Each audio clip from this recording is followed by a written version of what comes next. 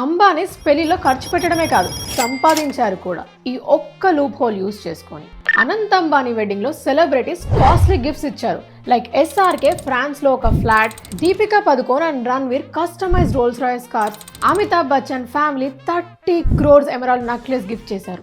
And దీనిపైన Ambani 0 tax pay చేశారు. And government కూడా ఎలాంటి నోటీసెస్ పంపించలేదు. Reason as per section 56 of income tax act, పెళ్లిలో వచ్చే గిఫ్ట్స్ ఎంత కాస్ట్లీ అయినా ఎవరి దగ్గర నుంచి వచ్చినా కూడా అవి ట్యాక్స్ ఫ్రీ. దీనిపైన ఎటువంటి ట్యాక్స్ కట్టాల్సిన అవసరం లేదు. అలాగని చెప్పేసి డౌరీ తీసుకోకండి, జైలుకి వెళ్తారు.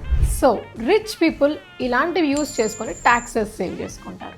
బట్ ఆ గిఫ్ట్స్ మీరు మీ ఇన్కమ్ ట్యాక్స్ రిటర్న్లో డిస్క్లోజ్ చేయాలి, లేదంటే ఫ్యూచర్లో నోటీసెస్ వచ్చే ఛాన్స్ ఉంది.